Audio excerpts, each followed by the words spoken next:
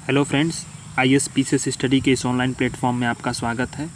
हम लोग विजनएस मैगज़ीन के जून वाले जो करंट अफेयर्स है उसको हम लोग कंप्लीट कर रहे हैं, जिसमें हमने आपको कल सोशल इश्यूज़ को कंप्लीट कर दिया था। इसके पहले मैं आपको environments, economy, international relations, polity and governance इन सारे सेक्शंस को कंप्लीट कर चुका हूँ।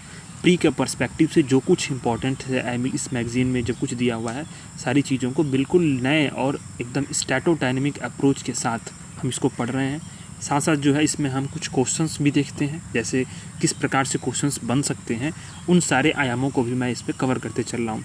मैंने मेंस के कंटेंट को छोड़ा हुआ है, क्योंकि मेंस के लिए मैं आपको हैंड रिटन नोट्स तैयार कर रहा हूँ। प्री का जो भी सेक्शन कंप्लीट होते ही मेंस के लिए इसी मैगजीन से जो कुछ मेंस के लिए जो इम्पोर्टेंट होगा वो उस सब सारी चीज़ों को मैं हैंड रिटन नोट्स अपने टेलीग्राम पे डाल दूँगा। और साथ साथ जो है मैं आपको इसको एक दिन मैराथन क्लास लेकर मेंस का सारा कंटेंट पूरा कर दूँगा। चलिए आज शुरू करते हैं हम अपने आज के सेक्शंस को साइंस एंड टेक्नोलॉजी में। ठीक है, साइंस एंड टेक्नोलॉजी में सबसे इम्पॉर्टेंट है दो तीन चीज़ें हैं। इसको हम लोग 2 दिन में पढ़ने वाले हैं, चूँकि कंटेंट लंबा है तो इसमें मैं आपको क्वेश्चंस के साथ साथ जो है इसको पढ़ाता जाऊँगा। पहला कंटेंट दिया है genetic engineering appraisal committee GEAC। GEAC क्या है, क्या सबसे बड़ी जानना ये ज़रूरी है। GEAC क्या है? केंद्रीय पर्यावरण, वन और जलवायु मंत्रालय के अंतर्गत कार्य करने वाला एक वैधानिक समिति है। क्या है? एक वैधानिक समिति है, समिति है। ठीक है, ध्यान देना है किसके अंतर्गत? पर्यावरण, वन और जलवायु परिवर्तन मंत्रालय। बहुत इंपॉर्टेंट है। इसका हेडक्वार्टर कहाँ पे है? नई दिल्ली में है। ये इंपॉर्टेंट स्टार मार्क कर लीजिए इसको, चूँकि हो सकता है जेनेटिक इंजीनियरिंग अप्रूवल कमेटी दे दे और ऑप्शन में आपको दे दे साइंस एंड टेक्नोलॉजी मंत्रालय। ठीक है, मिनिस्ट्री। आप गलत कर देंगे, एग्ज़ाम्स के प्रेशर में आप गलत कर देंगे। इसलिए आपको एकदम एक कॉपी लेकर के नोट कर लेना है, ये पर्यावरण, वन और जलवायु परिवर्तन मंत्रालय के अंतर्गत आता है। ठीक है, इसकी स्थापना किस लिए की गई थी? इसकी स्थापना जो है, इसका गठन खतरनाक सूक्ष्म जीवों यानी कि मतलब जो माइक्रो ऑर्गेनिज्म होते हैं, आनुवांशिक रूप से निर्मित जीवों और कोशिकाओं का निर्माण, उपयोग, आयात, निर्यात और भंडारण नियमावली के तहत किया गया। इस नियमावली को किसके अंतर्गत तैयार किया गया?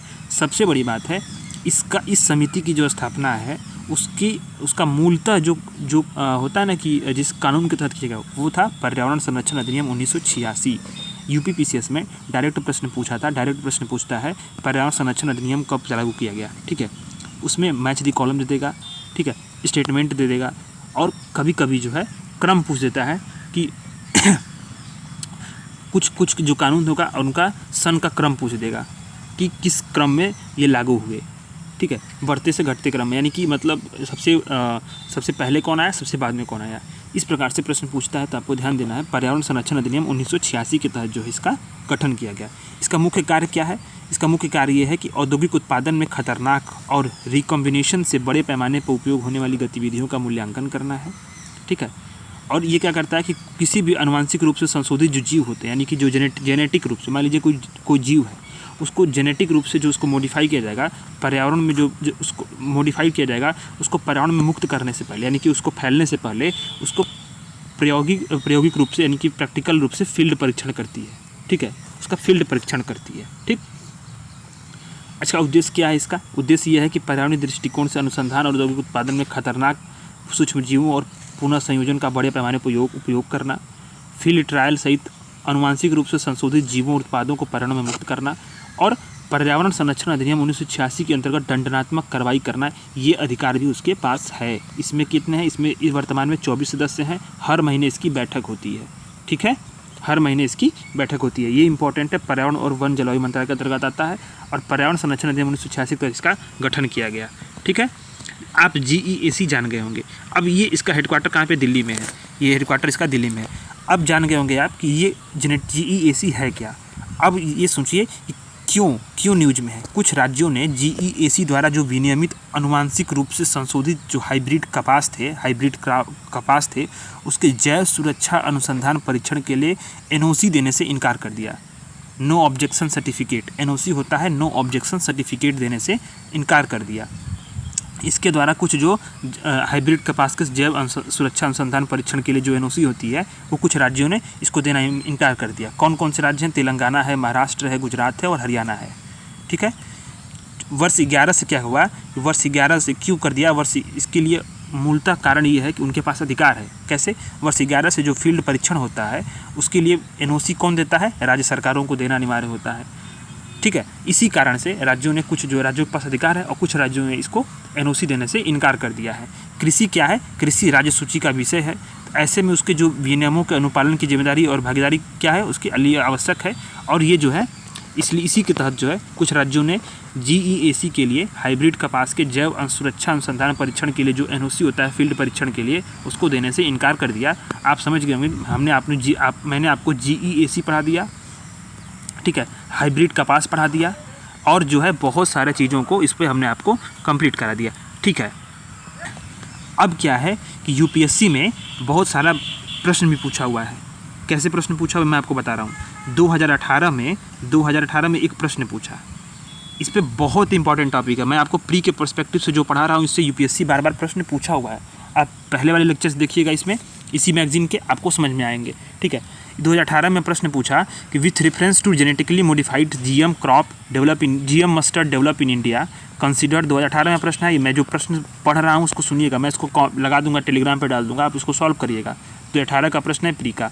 GM मस्टर्ड यानी genetically modified mustard have a jeans of soil bacterium that has given the plant the property of paste resistant to the wide variety of pest. GM mustard has the genes that allow the plant cross pollination hybridization. GM mustard दूसरा statement है, GM mustard has a gene that allow the plant cross pollination and hybridization. तीसरा statement क्या था? GM mustard has been developed jointly by IARI and Punjab Agriculture University. Which of the following statement are correct? 3 statement दिया था, उसमें से पूछा था कौन करेक्ट है। इसमें से सिर्फ दूसरा वाला स्टेटमेंट करेक्ट है। GM mustard has the genes that allow the plant cross pollination and hybridisation. मैं इस क्वेश्चंस को डालने वाला हूँ। मतलब GM से जेनेटिकली मॉडिफाइड चीज़ें होती हैं, जेनेटिक इंजीनियरिंग होती हैं, इससे प्रश्न यूपीएससी हर साल पूछता है। बहुत फेवरेट टॉपिक है आपको, इसलिए मैंने आपको इसको पढ़ाया। अब आपको आते हैं cultivated cell cultivated meat. Cell cultivated meat आप जब पढ़ेंगे तो इसमें क्या है, इसमें जो कुछ कंटेंट है मैं आपको आज बताने वाला हूँ।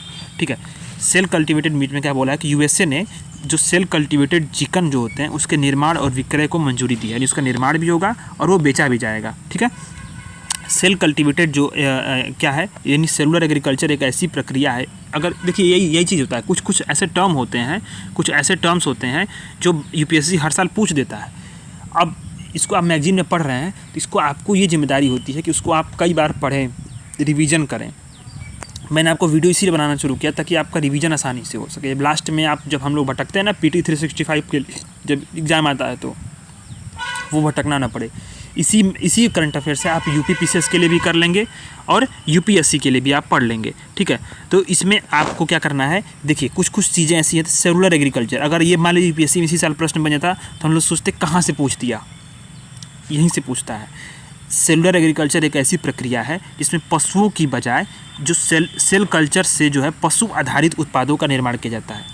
ठीक है, सेल कल्चर से, ठीक है, कोशिका संवर्धन करके उससे जो पशु आधारित यानी कि एनिमल बेस्ड जो चीज़ें प्रोडक्ट होती हैं उसको हम लोग उत्पादन करते हैं। इस प्रक्रिया में 2 अलग अलग तरीके अपनाए जाते हैं।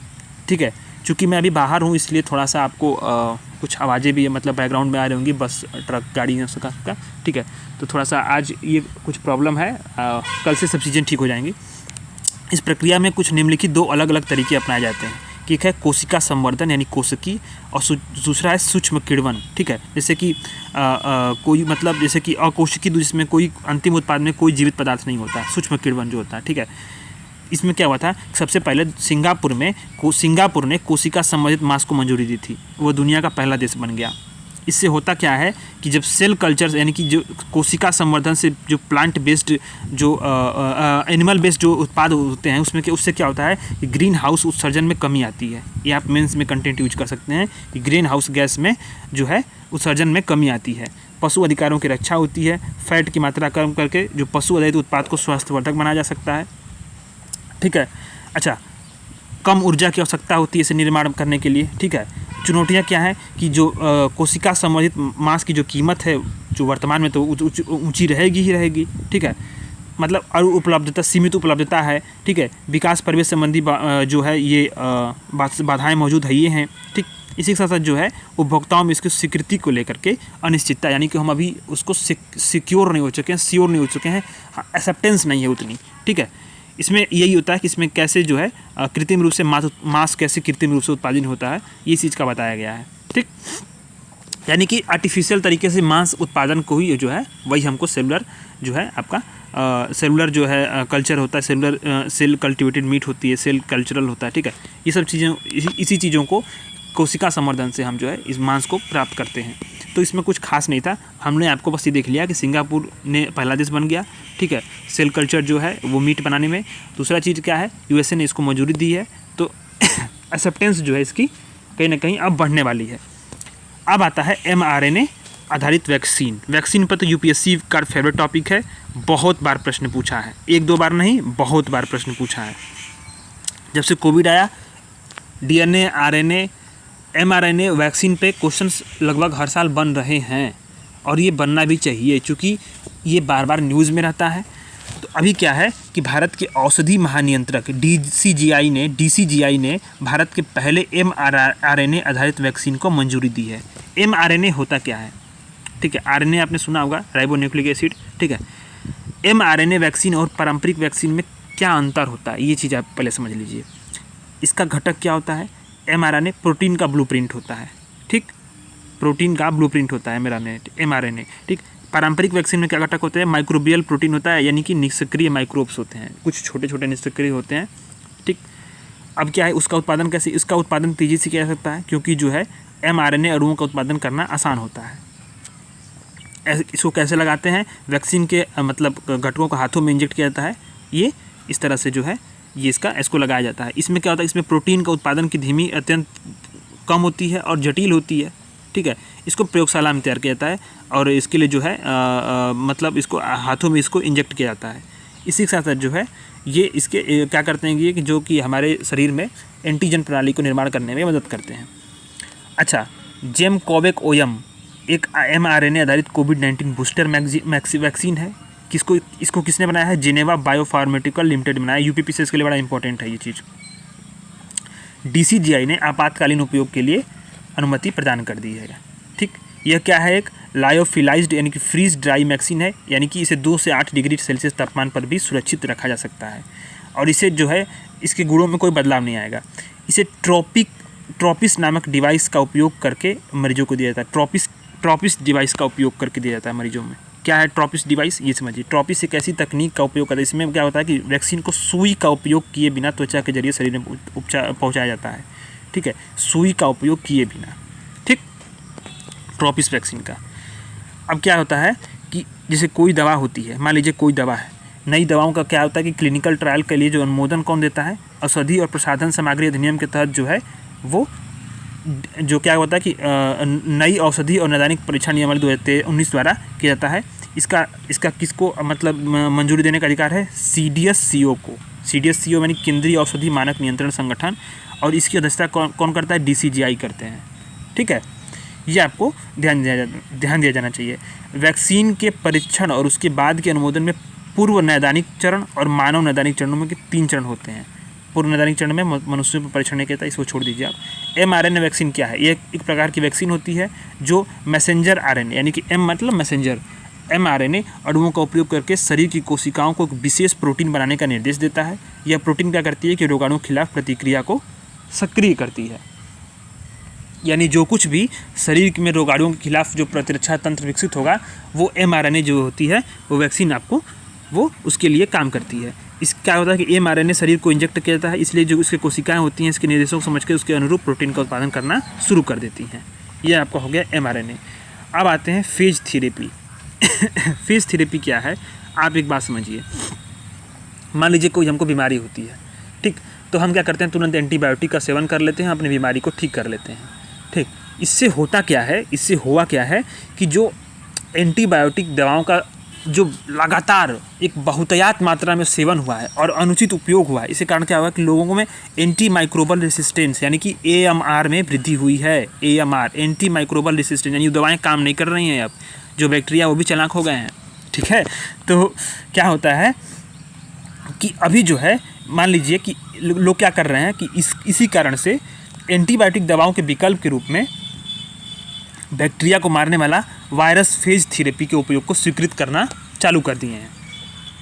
ठीक है, ये एक विकल्प के तौर पे तेज़ी से लोकप्रिय हो रहा है और ऐसा माना जाता है, ये अगर आप यूपीएससी में प्रश्न बन जाए GS 3 में साइंस एंड टेक्नोलॉजी में एंटीबायोटिक दवाओं पे या कुछ भी चीज़ों पे, इस कंटेंट को आप लिख सकते हैं कि 2025 तक एंटीबायोटिक प्रतिरोध के परिणामस्वरूप जो हर साल दवाओं की जो दवा होती है उससे प्रतिरोधी लोगों से 10 मिलियन लोगों की मौत हो सकती है, यानी 1 करोड़ लोगों की मौत आपकी हो सकती है।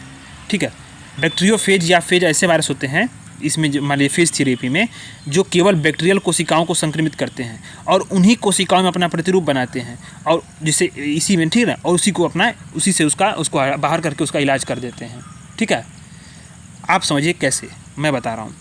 जैसे मान लीजिए ये आप भी देखिए, ये बनाया गया, मैं इसको आपको सरल शब्दों में बता रहा हूँ। मान लीजिए कि देख लीजिए कि ये क्या होता है कि कोई वायरल अटैच वायरल जीनोम, मान लीजिए इंजेक्शन अटैच किया, मान लीजिए कि ये आपका होस्ट है। ठीक है, इसमें आपको 2 यह वायरल जीनोम रेड वाला आ गया, क्या करेगी इसमें जो इस प्रोटीन संश्लेषण कर लिया। ठीक, अब इससे क्या करता है कि ये क्या करता है कि जो बैक्टीरियोफेज होता है उसके सिर्फ जो वायरस होते हैं उन्हीं पर जो है प्रोटीन संश्लेषण करके उनको बाहर कर देगा, बाहर होने के बाद उनको मार देगा। ठीक है, ये जो होगा निष्क्रिय कर देगा।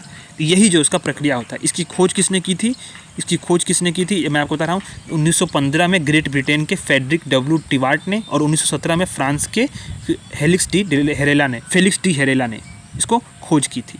ठीक है, क्या करता है कि ये जो एंटीबायोटिक जो है वो क्या दवाई करती हैं कि वो सभी चीज़ों को, मान लीजिए कि वो माइक्रोब्स को तो नष्ट करती हैं, साथ साथ जो कुछ हमारे लिए बैक्टीरिया, जो अच्छे बैक्टीरिया हैं, जो कुछ अच्छी चीज़ें हैं जो हमारे शरीर के लिए अच्छे हैं, उनको भी नष्ट कर देता है। और जो AMR जो है वृद्धि हुई ही है एंटी माइक्रोबियल रेसिस्टेंस में, इससे कारण से जो क्या है कि शरीर के नुकसानदायक है। लेकिन जो फेज होता है, फेज ट्रीटमेंट होता है, उसमें बैक्टीरिया को क्या करता है, केवल जो है जो टारगेट स्पीसीज होंगे उन्हीं को टारगेट करेगा, बाकी लोगों को छोड़ देगा। ठीक है, तो ये थोड़ा अच्छा है। महत्व से अगर फेज थेरेपी का, इसको आप जो है एंटीबायोटिक चीज़ों पे अगर आएगा तो आप इसको लिख सकते हैं। एंटीबायोटिक से नुकसान लाभ ये अगर कुछ आया तो इसको आप लिख सकते हैं फेज थेरेपी एक विकल्प के रूप में। क्या महत्व है? मानव कोशिकाओं को नुकसान होने की संभावना नहीं है। ठीक, पहली चीज़। दूसरी चीज़ क्या है कि खुराक की मात्रा भी कम हो सकती है और गैर विषाक्त भी होते हैं। ठीक, और बाधाएं क्या है? क्लिनिकल ट्रायल का अभाव है, सही फेज को छोड़ना शुरू है, थोड़ा कठिनाई है सही फेज को खोजना, और पेटेंट कराने में कठिनाई होंगी चूँकि ये प्राकृतिक इकाइयाँ हैं इत्यादि, ऐसे कुछ जो है इसके चुनौतियाँ हैं। अब आता है लेप्टोस्पाइरोसिस पढ़ना है आपको। लेप्टोस्पाइरोसिस है क्या, मैं आपको बता रहा हूँ। जिससे भारत में मानसून की शुरुआत हुई है, लेप्टोस्पाइरोसिस बीमारी का खतरा बढ़ गया। यूपीपीसीएस में हर साल बता रहा हूँ आपको, ये लिखित मान लीजिए। RO के भी एग्जाम्स आने वाले हैं, यूपीपीसीएस के भी एग्जाम्स जो अगले साल आएंगे, और यूपीएससी में भी ये कई बार बन जाते हैं। होता ये है कि बीमारियों से संबंधित प्रश्न आता है, किस बीमारी, किस विषाणु से, क्या जीवाणु से कौन सी बीमारी हुई। ठीक है, ये बीमारी जो है किससे है, मैच द कॉलम में दे देगा। यूपीएससी में तो कथन यानी स्टेटमेंट में देगा, यूपीपीसीएस में मैच द कॉलम दे देगा या डायरेक्ट क्वेश्चंस पूछ देगा ऑप्शंस में। इस प्रकार से उसका पैटर्न होता है। लेप्टोराइसोसिस क्या है कि जब मानसून की शुरुआत से जो है इसका बीमारी खतरा बढ़ गया है। यह एक जूनोटिक जीवाणु जनित रोग है, यानी कि पशुओं से होने वाला जीवाणु जनित रोग है, यानी कि बैक्टीरिया। यह रोग किससे होता है? इंटेरोगन्स और लेप्टोस्पाइरा जीवाणु के कारण होता है। लेप्टोस्पाइरा जीवाणु के कारण। ठीक है, यह एक संक्रामक रोग है, यानी कि बहुत तेज़ी से ये वायरल होता है। ठीक है, इसमें वाहकों में कृंतक, मवेशी, सूअर और कुत्ते शामिल हैं इनमें। ठीक है, ये जो है इसमें क्या होता है, इसी से ये फैलता है, कुत्ते, मवेशी, सूअर हैं। और कुछ परिस्थितियों में मनुष्यों को भी ये संक्रमित कर सकता है। ये गर्म आर्द्र देशों में होता है, और इसमें क्या, इसके लक्षण क्या है कि डेंगू, मलेरिया और हेपेटाइटिस के समान है। इसको ध्यान दीजिएगा आप लोग। अब आता है कैप्टागॉन पिल्स। कैप्टागॉन क्या है? कैप्टागॉन एम्फेटिक क्या है? एक प्रकार की अत्यधिक मादक ड्रग है। ये क्या है? ड्रग्स है। ठीक है, जो मुख्य रूप से सीरिया में उत्पादित की जाती है। कहाँ पे? सीरिया में।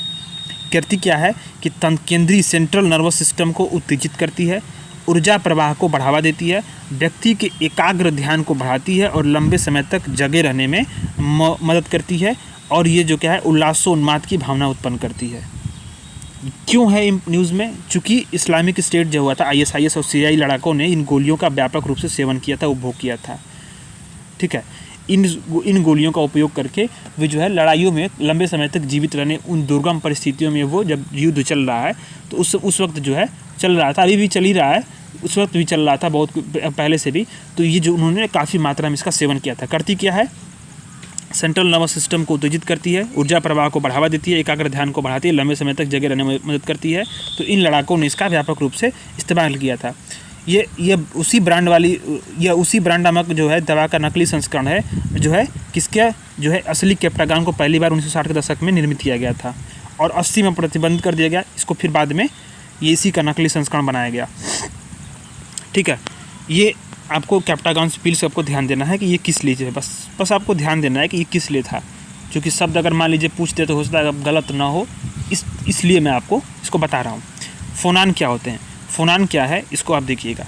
जो भौतिक विज्ञानी है, ठीक है, उसने क्या क्वांटम मैकेनिक्स का प्रयोग करके फोनान को विभाजित करने में मदद की है। फोनान होते क्या हैं, फोनान क्या है कि ध्वनि तरंगों में, यानी कि जो साउंड होते हैं, साउंड वेव्स में उपस्थित हवा ऊर्जा के छोटे छोटे पैकेट्स हैं। क्या हैं, छोटे छोटे एनर्जी पैकेट्स हैं। अच्छा, फोटान आपने पढ़ा होगा, फोनान भी आपने पढ़ा होगा। अगर आपने साइंस पढ़ा है क्लास 9, 10, 11, 12 में भी अगर आपने साइंस पढ़े होंगे तो आपने फोटान तो पढ़ा ही होगा, फोनान भले ना पढ़ा हो।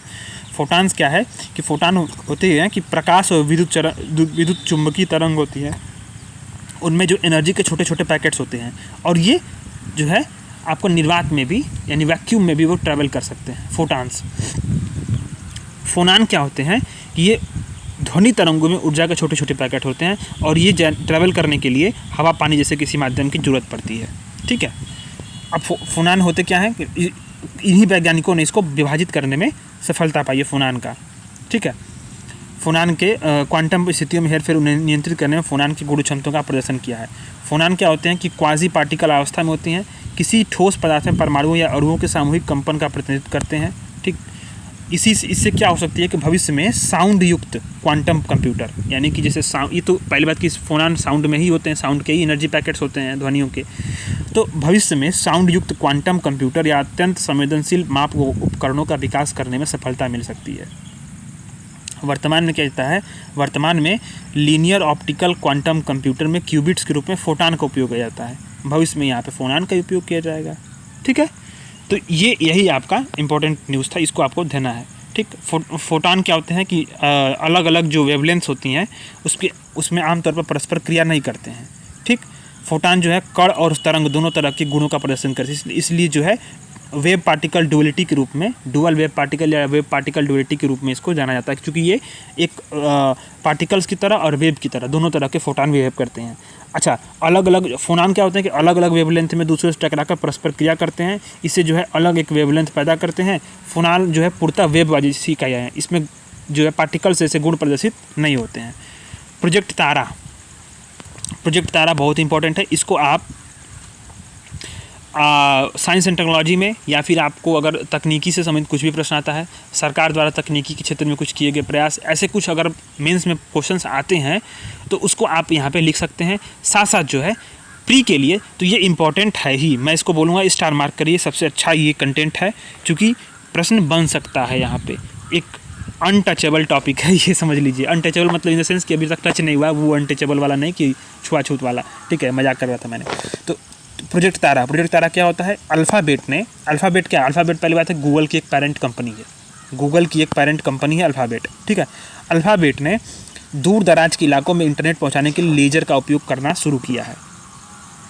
क्या करेगी अल्फ़ाबेट जो है, जो गूगल की पेरेंट कंपनी है, प्रोजेक्ट तारा के तहत वर्तमान में भारत और अफ्रीका सहित दुनिया भर के अनेक देशों में लाइट बीम इंटरनेट तकनीक का प्रयोग कर रही है।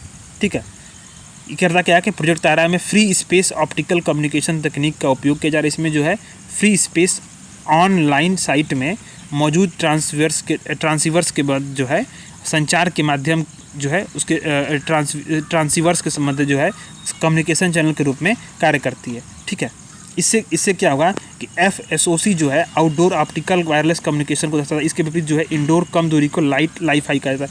इसको छोड़िए, इसमें आपको बस ये देखना है कि प्रोजेक्ट तारा जो है ये में मुख्यतः इम्पॉर्टेंट किस लिए है। ये जो है गूगल की जो पेरेंट कंपनी अल्फ़ाबेट जो है वो दूर दराज के इलाकों में इंटरनेट पहुंचाने के लिए भारत और अफ्रीका के जैसे कुछ क्षेत्रों में लेजर का उपयोग करना शुरू की है। लाइट बीम इंटरनेट तकनीक का उपयोग करना शुरू कर रही है, प्रयोग कर रही है। ठीक है, इससे लाभ क्या होगा, ये मुख्यतः आपका इंपॉर्टेंट है, इसी से आपको इसको बस ध्यान देना है। बाकी चीज़ें आपको कंफ्यूज कर देंगी, क्योंकि इसके लिए जो मैं पढ़ रहा हूँ इसको, तो इसमें मतलब ये है कि इसको आपको पूरा फिर डिटेल से बताना पड़ेगा। उतना डीप में जाने की ज़रूरत नहीं है। जो इंपॉर्टेंट चीज़ें हैं किस लिए हैं उसको उतना ही जानना ज़रूरी है। ठीक है, डीप में जाने का मतलब है कि उस पर रिसर्च तो करना नहीं है और 1 घंटा लेक्चर घिंच जाएगा उससे। ठीक है, FSOC जो है उसके प्रौद्योगिकी के लाभ क्या हैं, उस प्रौद्योगिकी के लाभ है क्या, तो लाभ में आप इसको लिख सकते हैं। ठीक, फ्री स्पेस ऑप्टिकल कम्युनिकेशन क्या है ये, इसमें क्या है, इसके लाभ हो सकते हैं कि अधिक लागत प्रभावी है, जल्दी से उपयोग किया जाएगा, तीव्र गति से डेटा संचारित होगा उन क्षेत्रों में उपयोगी जहाँ जो क्या है कि मतलब फिजिकल बैरियर्स हैं, कुछ भौतिक अवरोध हैं, वहाँ पे फाइबर केबल बिछाना मुश्किल है। अच्छा, इसके क्रियान्वयन में विद्यमान चुनौतियाँ क्या हैं। कोहरे और धुंध के कारण जो है सिग्नल मार्ग में पक्षियों को उड़ने से रुकावटें, सिग्नल की विश्वसनीयता कम होती है, कुछ रुकावटें आएंगी सिग्नल में। ठीक है, बेहतर दर्पण, विशेष रूप से अवतल नियंत्रण की आवश्यकता होती है, मोशन का पता लगाने की क्षमता की आवश्यकता होती है। इससे पहले अल्फ़ाबेट ने प्रोजेक्ट लून के माध्यम से भी इंटरनेट उपलब्ध कराने का प्रयास किया था। इसमें इंटरनेट कनेक्टिविटी के लिए समतापी गुब्बारों का प्रयोग किया गया था इसके पहले। ठीक, अब आते हैं Hiroshima AI process, HAP। Hiroshima AI process बहुत इंपॉर्टेंट है, जान लीजिए। इस पर प्रश्न हो सकता है वन लाइनर के तौर पे बन जाए, वो हो सकता है, ये संभावनाएं हैं। हिरोशिमा AI प्रोसेस है क्या। जापान ने, मान लीजिए हाल ही में G7 का जो है शिखर सम्मेलन किसने आयोजित किया, जापान ने। इस सम्मेलन में वैश्विक नेताओं ने आर्टिफिशियल इंटेलिजेंस को रेगुलेट करने के लिए, विनियमित करने के लिए HAP की शुरुआत की। हिरोशिमा AI प्रोसेस HAP, इसकी स्थापना OECD और AI पर वैश्विक साझेदारी GPAI के सहयोग से G7 कार्य समूह के माध्यम से की जाएगी। HAP की मदद से जो G7 देश हैं साझा मानदंडों, सिद्धांतों और मार्गदर्शक मूल्यों के आधार पर एक विनियमन की ओर बढ़ सकते हैं। अभी तक हुआ नहीं है, पर HAP की जो है शुरुआत हुई है। ठीक है, अभी इस पर काफ़ी कुछ काम किया जाना बाकी है। तो इस तरह से हमने प्री पर्सपेक्टिव से पढ़ा, प्री के पर्सपेक्टिव से क्वेश्चंस कैसे बन सकते हैं वो भी देखा। इसमें से कुछ हमने PYQ बताया आपको पहले ही लेक्चर में कि इसमें पहले वाले टॉपिक में। इसी प्रकार से इसमें प्रश्न जो है HAP पर डायरेक्ट आपको कंफ्यूज कर देगा। ठीक है, डायरेक्ट कंफ्यूज, G20 देश नहीं, G7 देश हैं। ठीक है, G20 नहीं, G7, तो इसको ध्यान दीजिएगा शब्द को। कुछ आपको मैंने ये बताया कि बैक्टीरिया फेज क्या होते हैं, और इसी के साथ साथ जो है क्लिनिकल ट्रायल, mRNA, RNA, ठीक है, और जो है सेल कल्टिवेटेड मीट आदि वगैरह को बनाया। और सबसे बड़े GEAC का पर्यावरण, वन और जलवायु मंत्रालय, ये मंत्रालय आपको ध्यान दीजिएगा। इस सब चीज़ों को आपको बताया मैंने। मैं आपको मेंस का कंटेंट जो है वो हैंड रिटन देने वाला हूँ। ठीक है, तो आज के लिए इतना ही। कल हम जो है साइंस एंड टेक्नोलॉजी को पूरा कंप्लीट कर देंगे। ठीक है, इसी के साथ साथ जो है हम 1 से 2 दिन में पूरा विजन एस मैगजीन को प्री के पर्सपेक्टिव से कंप्लीट कर देने वाले हैं। ठीक है, तो वीडियो को ज़रूर लाइक करिएगा, आप चैनल को ज़रूर सब्सक्राइब करिएगा, बहुत बेनिफिट होगा आपको। बिल्कुल हर पूरे साल फ्री में आपको हम करंट अफेयर एकदम आसान भाषा में, हिंदी में, वैल्यू एडिशन के साथ आपको पढ़ाने वाले हैं। धन्यवाद।